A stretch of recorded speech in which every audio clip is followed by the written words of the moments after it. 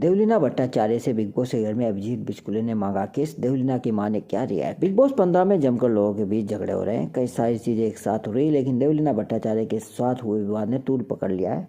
दरअसल अभिजीत बिचकुले ने देवलीना से किसकी कई बार डिमांड कर दी, जिसकी वजह से अब इसमें देवलीना की मां भी कूद गई है। इसलिए हफ्ते हमने बिग बॉस 15 घर में देवलीना भट्टाचार्य को अपनी दोस्त रश्मि देसाई के साथ लड़ाई करते देखा, तब उनकी दोस्ती प्रभावित हुई। इसके अलावा एक मुद्दा जिसे वीकेंड पर सलमान खान ने हाईलाइट किया, वो था अभिजीत बिचकुले ने देवलीना से कई बार किस करने के लिए कहा। अभिजीत जिस तरह से देवलीना के साथ व्यवहार कर रहे थे, उससे देवलीना की मां अनिमा बहुत ही चिढ़ जाती है। ये बहुत ही घटिया है। जब मैंने इसे देखा तो मुझे बहुत ही गुस्सा आया। पहले मुझे लगा कि वो उसे अपनी छोटी बहन की तरह व्यवहार कर रहा है, इसलिए एक बार कहा, लेकिन फिर उसने इसे बार बार किया। वो उसके लिए पूछ रहा था।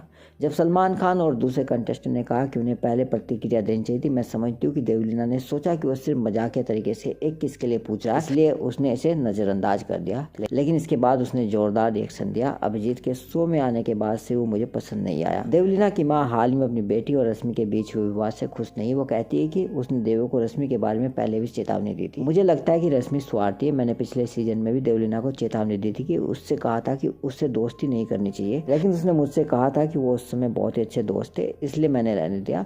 लेकिन अब मुझे लगता है कि उसने महसूस किया मैंने उसे तब चेतावनी क्यों दी थी। हालांकि अगले कुछ दिनों के अंदर चीजें बेहतर हो सकती है। वो कहती है कि अनिमा कहती है कि आप कभी नहीं जानते कि वो जल्दी पैचअप कर सकते हैं, फिर से दोस्त बन सकते हैं। खबर अच्छी लगे तो लाइक करें और सब्सक्राइब करना भूलें। Thank you.